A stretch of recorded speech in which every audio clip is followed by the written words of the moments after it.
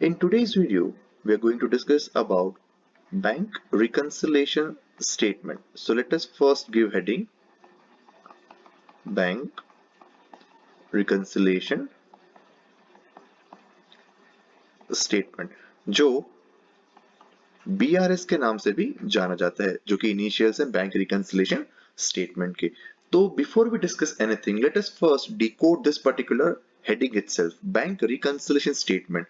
Mind well, it's a statement and not an account. तो ये एक स्टेटमेंट के तौर पे बनाया जाता है, ये एक अकाउंट नहीं है. अगर दूसरे वर्ड के ऊपर हम हाईलाइट करें तो वो है बैंक. मतलब इसमें कुछ बैंक से रिलेटेड होगा.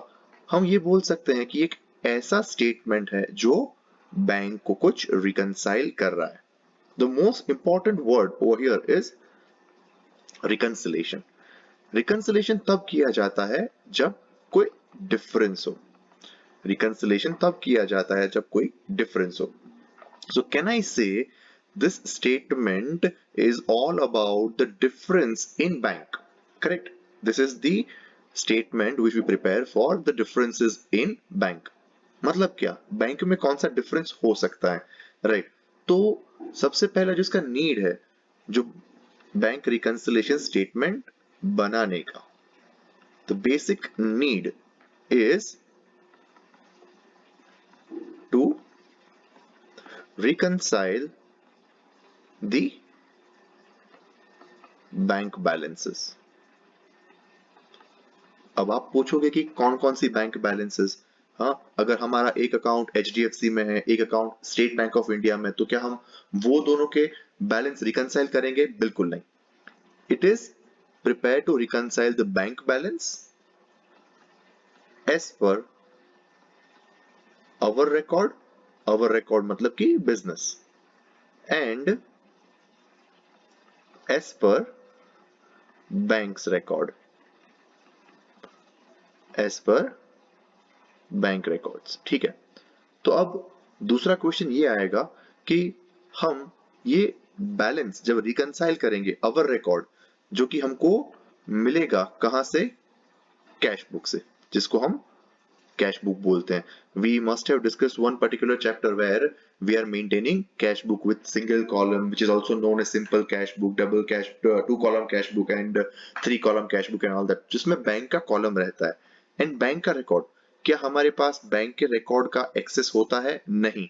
बट बैंक हमको एक डॉक्यूमेंट देता है जिसको हम बोलते हैं passbook. What is passbook? Passbook is nothing but it is copy of customers account in the books of bank. मतलब बैंक हमको एक कॉपी देगा जिसमें उन्होंने हमारा अकाउंट मेंटेन किया होगा, वो अकाउंट की कॉपी देगा कि भैया आपका ये अकाउंट ऐसे रिफ्लेक्ट करता है हमारे बुक्स में. तो अगर हमारे जो कैश बुक के तौर पे हमारा बैंक बैलेंस है, मान लो कि भाई हमारा कैश बुक दिखा रहा है बैलेंस 5,000 रुपए, ठीक है, बट हमारा जो पासबुक है वो बैलेंस दिखा रहा है 4,500. इट मीन्स अगर यहाँ पे ध्यान से देखें, so there is a difference of 500 rupees. तो ये डिफरेंस क्यों है, वो जानने के लिए जो हम बनाते हैं स्टेटमेंट, उसे बोलते हैं बैंक रिकंसिलिएशन स्टेटमेंट. तो we can say bank reconciliation statement is a statement which is prepared to reconcile two different bank balances as per cash book and passbook. और इसमें नीड में अगर आप ये भी लिख सकते हो यहाँ पे कि one of the need to prepare this is to find errors. अब ये क्यों? कभी बैंक ने कोई एरर किया होगा, कभी आपने कोई एरर किया होगा लिखने में, तो वो हमको पता चल जाता है कि नहीं, ये अमाउंट हमसे गलत लिख गया, या एंट्री हमने गलत पास कर दी, या फिर एंट्री गलत जगह पे लिख दी, वगैरह वगैरह. तो एरर एरर कोई भी हो सकता है, कैश बुक में या फिर पासबुक में. ठीक है. या फिर to find any fraud,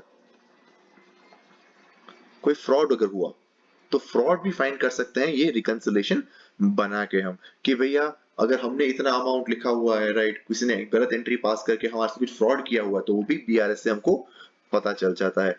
to find some delay in processing cheque, delay in clearance of cheque, clearance of cheque, कि अगर हमने कोई चेक लिखा हुआ है और हमने किसी कस्टमर सप्लायर को दे दिया है, वो सप्लायर ने 1 महीना 1.5 महीना ये चेक प्रेजेंट ही नहीं किया, तो हमको पता चल जाता है कि ये जो सप्लायर है वो बहुत लेजी है, राइट, और ये टाइप के चेक या फिर ये अकाउंट से हमारे जो पैसे जा रहे हैं वो बहुत स्लो जा रहे हैं, इसमें इतना प्रोसेसिंग में टाइम क्यों है।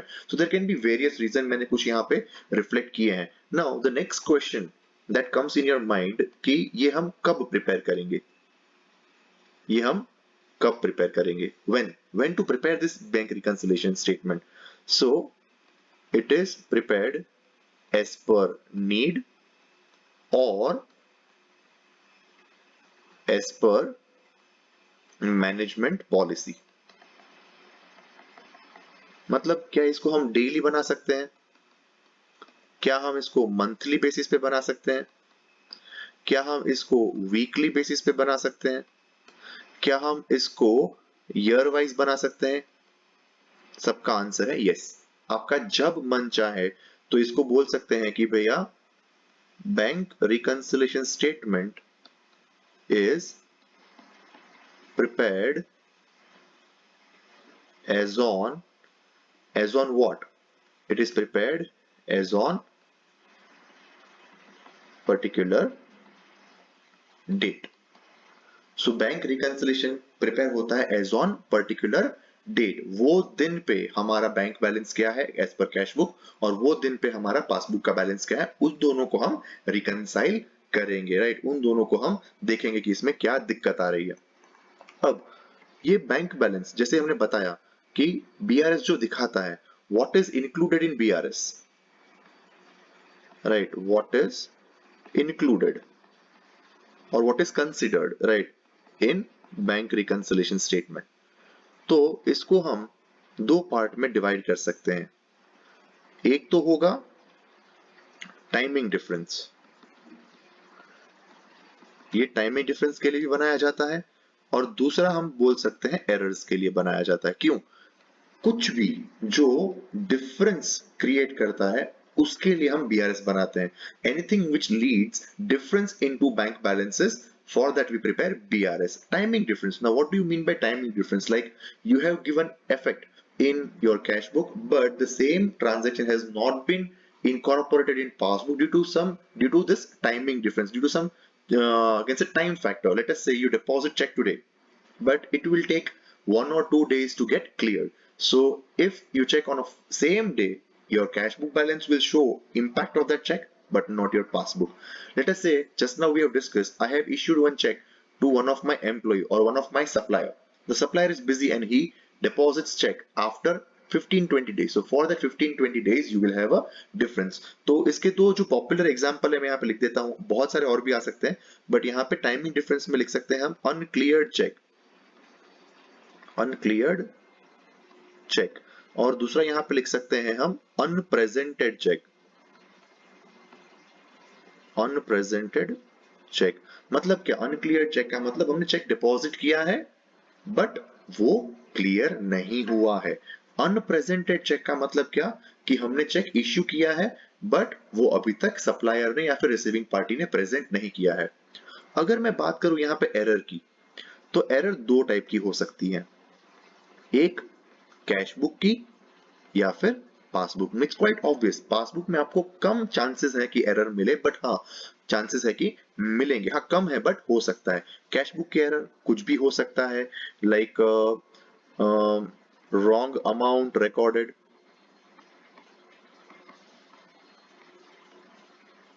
हमने 10,000 रुपए का चेक दिया बट हमने गलती से 1 लाख या 10,000 की जगह पे 1,000 लिख दिया, या फिर 54 का 45 हो गया, 701 का 107 हो गया, कुछ भी, तो रॉन्ग अमाउंट हो गया, रॉन्ग साइड हो गया, कुछ भी हो सकता है।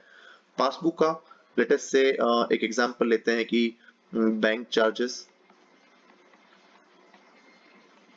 डेबिटेड ट्वाइस, ये एक एग्जांपल ले रहा हूं और बहुत कुछ हो सकता है। बैंक चार्ज डेबिटेड ट्वाइस मतलब कि बैंक ने 2 बारी हमारे अकाउंट से पैसा उठा लिया है कि नहीं इतना चार्ज लगेगा, या फिर कभी कभी होता है किसी और का पैसा हमारे अकाउंट में आ जाए, will be happy for that but it's an error, या फिर हमारा पैसा किसी और से पैसा उठा लिया जाए, तो ऐसे कुछ भी हो सकता है।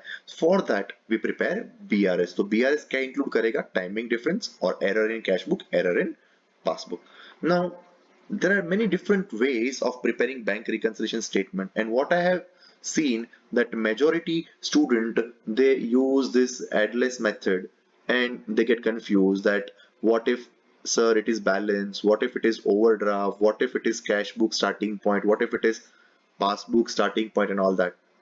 But trust me, the method by which we are going to discuss this particular chapter, all this are irrelevant, right.